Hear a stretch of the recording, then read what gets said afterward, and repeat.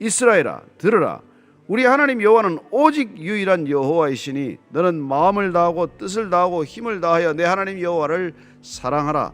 오늘 내가 내게 명하는 이 말씀을 너는 마음에 새기고 내 자녀에게 부지런히 가르치며 집에 앉았을 때든지 길을 갈 때든지 누워있을 때든지 일어날 때든지 이 말씀을 강론할 것이며 오늘 내가 내게 명하는 이 말씀 하나님의 율법을 너는 마음에 새기라. 이게 원어를 보면 표현이 너는 이 말씀을 마음 위에 두는 거예요. 이 말씀이 마음보다도 위에 있어야 된다. 우리의 생명이 무릇 마음에서 나지 않습니까? 그렇습니다. 마음은 우리의 존재 전체를 뜻하는 것이죠. 내 마음이 곧 나 아닙니까? 근데 그 말씀이 나라는 존재 위에 있어야 한다는 거예요. 나보다도 말씀을 더 중요하게 여기는 태도를 말하는 것이죠. 말씀을 새긴다는 것은 결국 그 깊은 뜻을 속뜻을 풀어보면 말씀이 나보다 중요하게 여기는 태도란 말이에요. 여러분 성경 읽으면 어떻습니까? 내가 이해되는 부분이 많이 있지만 이해되지 않는 부분도 많지 않습니까?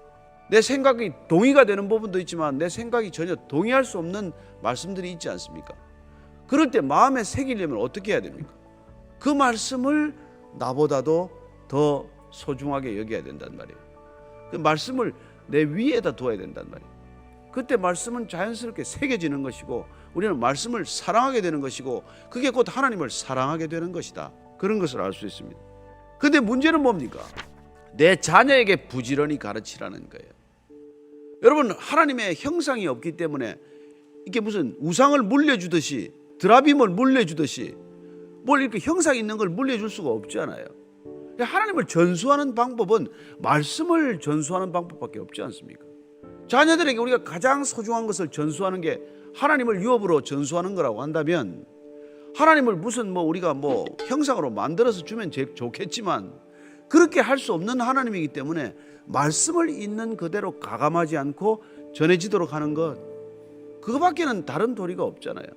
그래서 내 자녀를 부지런히 가르치라. 이 부지런히 가르치라는 것도 우리가 듣기 쉽게 번역을 해놔서 그렇지 실제는 날카롭게 하다, 예리하게 하다 이런 뜻이에요. 자녀들을 날카롭게 만들라는 거예요. 예리하게 만들어야 한다는 것입니다. 그게 부지런히 가르치라는 뜻의 원뜻이에요. 그럼 자녀들이 예리해지면 어떻게 됩니까? 분별력이 생기는 것이죠. 말씀이 삶의 기준이 될 때 예리한 삶이 된단 말이에요. 깨어있는 삶, 각성하는 삶이 된단 말입니다. 가나안 땅에 들어가서 정신없이 그 사람들처럼 생각하고 그 사람처럼 먹고 마시고 그 사람들처럼 결혼하고 그 사람들처럼 살아가는 삶이 아니라 하나님의 말씀에 늘 긴장하고 깨어있는 삶, 그래야 말씀이 우리 삶을 샤프링하는 것, 예리하게 만드는 것, 우리 인생을 그렇게 가다듬는 삶의 태도를 말하는 것이죠. 자녀를 그렇게 만드는 게 교육이란 말입니다. 무슨 지식이 많아지는 것 그게 교육의 전부가 아니잖아요. 인생이 어디를 가든지 뚫고 나가기가 어렵지 않습니까? 이미 우리는 기성 문화권에 들어가야 하고 기성 제도 안에 들어가야 되고 이미 타락한 세상 속으로 들어갈 때 그렇게 예리하고 날카로운 화살촉과 같은 인생이 되지 않으면 결국 거기서 부러지고 마는 인생, 적절히 타협하는 인생이 되고 마는 것이죠. 무슨 다른 방법이 있습니까?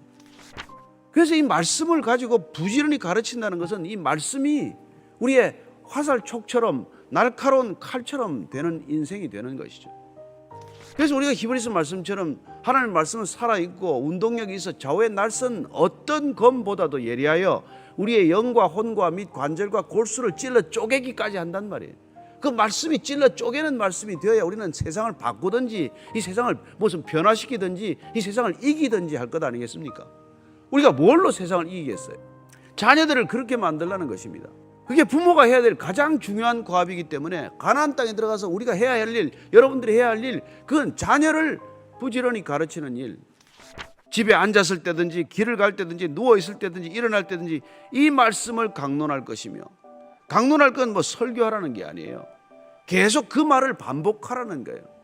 아이들에게 그 말을 가르치기 위해서 같은 단어를 수없이 반복하듯이 이 말씀을 하루 종일 반복하듯이 반복하는 걸 지금 강론하다고 표현해 놓은 거예요. 저는 아침마다 지금 같은 얘기를 하고 있지 않습니까? 근데 이걸 여러분에게 하기 전에 제가 했어야 할 일은 우리 자녀들에게 이걸 아침이고 밤이고 했어야 된단 말이에요. 근데 제가 어떻게 그렇게 살았겠어요? 밤에 밤늦게 술이 취해 들어와서 그냥 쓰러져 자듯이 자고 말이죠. 새벽같이 나가고 애들 얼굴도 못 보고 그렇게 젊은 날 시간을 다 보냈으니 말이죠.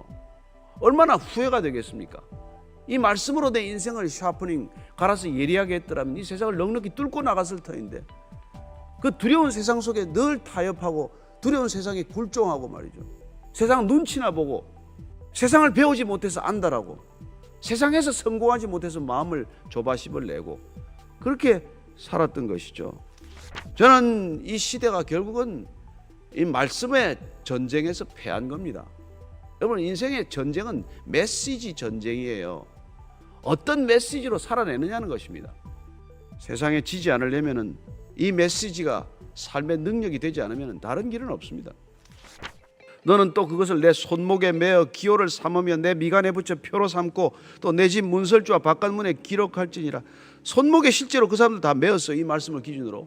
그 다음에 다 이걸 미간에다가 붙였어요. 경문을 단다고 그래가지고 성경 말씀 한 4절을 갖다가 이게 다 해가지고 이 양피지에 써가지고 그걸 잘 둘둘 말아가지고 한 3cm 가로 세로 되는 상자에다 넣어가지고 그걸 이마에 메고 다녔어요. 주렁주렁 메고 다녔습니다. 근데 그게 그렇게 형식이 되면 안 된다 이 말이죠. 문설주와 바깥문에 기록할지니라. 오가는 사람 다 보도록 바깥문에도 달아놓는 것이죠. 늘 그 말씀을 가까이 하라는 것입니다. 그렇게 해서 우리의 생각 전체, 삶의 태도 전체, 우리의 존재 전체가 하나님을 향해 있도록 하는 것, 여러분 그렇게 살아가는 것 이외에는 이 세상을 달리 이기는 방법이 없습니다. 그저 두리번거리고 세상에 이것저것 좋아 보이면 그것 한번 따라가 보고 이것 좋다면 저것 가보고. 여러분 교회도 그러다가 교회가 이렇게 된 거예요. 하나님 말씀 하나 붙들면 될 일을 이 프로그램 좋다면 이 프로그램, 저 프로그램 좋다면 무슨 저 프로그램 따라다니다가 교회 성도들만 지치고 힘들어진 것 아닙니까? 말씀 때문에 왜 지칩니까? 말씀이 좋아 여러분을 지치게 합니까? 아니요, 살아나게 하는 것이죠. 저는 오늘 이 말씀이 다시 한번 우리뿐만 아니라 자녀들에게 그대로 전수될 수 있기를 바랍니다. 우리 생의 마지막 소명이 있다면, 우리 삶의 마지막 목적이 있다면 이 말씀이 다시 한번 다음 세대에 그대로 가감없이 전해지는 것입니다.